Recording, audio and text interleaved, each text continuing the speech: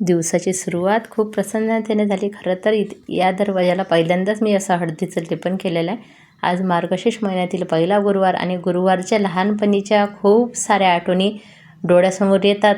पहिले असं होतं की म्हणजे लोक गरीब होते पण मन मात्र श्रीमंत होतं, अशा पद्धतीचं सर्व होतं.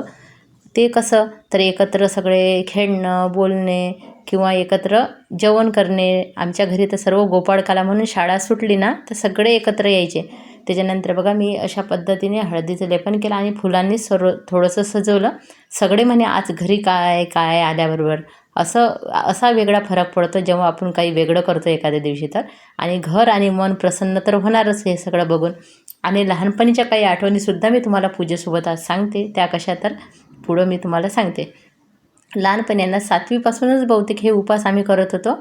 आणि तेव्हा काही आम्ही सकाळी काही फळं खायच्या उपासाला फक्त. आणि त्याच्यानंतर खायचो काय, शाळेत जाता जाता बरेचसे बोरीचे झाडं लागायचे.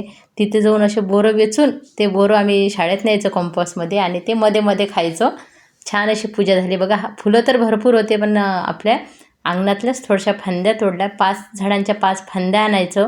आधीपासून जसं करतो तसंच पूजा ही करायला छान वाटते. आणि कोणी म्हणते फळाचे तर कोणी म्हणते काही, पण मी अशा आणल्या. आणि जे माझ्या अंगणात होते धूप लावला त्यांना खूप छान सुगंधसुद्धा येत होता. झाडं भरपूर असल्यामुळे फांद्या तर घरीच मिळतात. आणि नंतर दाखवते समोरचं. चला, आज तुम्हाला मार्गशीर्ष महिन्यातील पहिल्या गुरुवारी खूप खूप शुभेच्छा. तुमचा दिवस चांगला जावो, तुमचा महिना चांगला जावो, तुमच्या आयुष्यात चांगलं काहीतरी घडो हीच ईश्वरचरणी प्रार्थना करते. आणि बघा मी लहानपणापासून जी पूजा करते ना, 5 झाडांच्या 5 फांद्या ठेवत असते. आता कोणी म्हणते फळांच्या ठेवावं, कोणी 5 पानं ठेवते, असे वेगवेगळे आहे. पण आपण जे आधीपासून करतो ना तेच करायला मनाला वाटते, तेच करूया म्हणून. बघा आता हे जास्वंदाचं एक फूलसुद्धा आहे, म्हणजे दिसेल पण छान. आणि अशा मी माझ्या घरीच भरपूर अशा फांद्या निघतात कारण झाडं भरपूर लावलेलेच आहे. आणि आता हे फुल आहे ना मी पूजेसाठी एक तोडून घेतलेलं आहे. तुम्ही बघाल की माझ्या बागेमध्ये भरपूर फुलं उमललेले आहे, पण मी ते तोडायची माझी इच्छा होत नाही. फक्त हे 2 जास्वंदाचे घेतले. आणि आता वर पण जास्वंदाला खूप फुलं लागले. आणि फुलं काय होतात, सुकून जातात. त्याच्यामुळे मग आता मी आज तोडते, पूजा येतात. नाही तर झाडावर राहू देते, पक्ष्यांना त्याचा आनंद घेऊ देते, फुलपाखरांना त्याचा आनंद घेऊ शकतात ते. त्याच्यामुळे मी बागेमध्ये फुलं राहू देत असते, कारण आपल्यासोबत बाकी असे बरेच जण आहे की त्यांना त्या फुलांचा आनंद मिळतो. चला तर आता बागेमधून फुलं तोडून आणते पहिले. चला आता बागेमध्ये जायला निघाले वर. पहिले बागेमधले फुलं बघितले आणि फुलं उमलले होते ते पटापट आता तोडून घेते. चला दाखवते. बागेमध्ये खूप फुलं आहेत, त्याच्यातले मी बघा कोणते कोणते तोडले. येलो जास्वंद, वॉटर लिली, कमळ आपण याला असं म्हणू शकतो. त्याच्यानंतर अडेनियम, त्याच्यानंतर सुंदर असा जास्वंद आहे बघा. खूप सुंदर सुंदर फुलं होते. काही तोडले आणि गुलाब वगैरे नाही तोडणार. भरपूर फुलं लागलेले गुलाबाला माझ्या. आणि घरची फळं पण आहे, पपई बघा. खूप छान सुंदर सुंदर फुलं होते. पिवळा जास्वंद, गुलाबी जास्वंद. काही झेंडूचे वगैरे नाही तोडले, थोडे अडेनियम पण तोडले. आणि सगळे फुलं मी तुम्हाला दाखवलेच आहे. असं आपल्या बागेमधले फुलं आपण पूजेला आणले त्याचा खूप जास्त आनंद होते, कुठे जायचं काम पडत नाही. नंतर बघा अशा पद्धतीने माझी छान अशी पूजा झालेली होती. आता फक्त मला देवीची पूजा मांडायची होती आणि मी सगळी तयारी करायची होती, कारण मी पण असं ऐकलं होतं की पूजा काही वेळेनंतर करायला नाही चालणार म्हणून. मग असे छान अशी तुळस सजवली मी. जे तुळशीचं असते ना, आपल्या गृहिणीला माहीत असते एका गोष्टीचा कसा परत परत उपयोग करायचा. मूर्ती मी मागच्या वर्षीच मुखोटा व्यवस्थित ठेवला होता. इतका हसरा मुखोटा आहे ना, बघून असं एकदम मन फ्रेश होते. आणि या पद्धतीने माझी सजावट सुरू होती. देवीची छान असे दागिने घातले. देवीला आहे ना नाकाला आणि कानाला असे होल असल्यामुळे छान असे नथ घालता येते, कानातले घालता येते. त्याच्यामुळे अजूनच देवीचं रूप उठून दिसत होतं.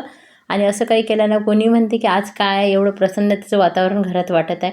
हेच तर पॉझिटिव्हिटी म्हणतो आपण, ते हीच असते की जे आपण पूजा वगैरे केली की घरामध्ये येत असते. बघा नथ किती सुंदर दिसतं, देवीचं रूप.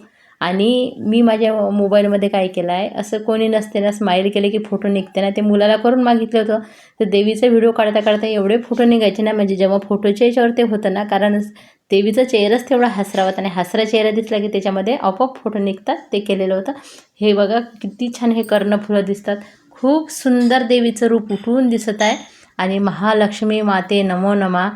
सर्वांना छान असं आनंदी ठेव, सुखी ठेव, मी एवढंच म्हणणार आहे. आणि असं प्रसन्नतेने दिवसाची सुरुवात झाली. छान असं हळदी कुंकू लावून घेतलं. दुपारनंतर बघा हार वेणी सर्व सजल्यानंतर आपली देवी अजूनच रूप उठून दिसत होतं. आणि आता त्याच्यानंतर दुपारचं रुटीन करते. आम्ही काय करायचो ते पण तुम्हाला सांगते. शिवण क्लास केला होता एकदा आणि सगळ्या मुली एकत्र राहत होतो. तेव्हा आम्ही गुरुवारच्या गुरुवारी आहे ना वांगे आणि त्याच्यात तुरीचे दाणे ही भाजी आमच्या आवडीची होती. आणि त्याच्यानंतर दुपारी चहा घेतला आणि कामाला लागले. छान असा चहा घेतला आणि मला आहे ना एक गोष्ट अशी आठवत आहे ना, दर गुरुवारी आठवते. मस्त गाजरचा हलवा करायचो असं साधंसुधं, काही तूप वगैरे नव्हतं, पण ते इतकं छान लागायचं ना, काही विचारूच नका.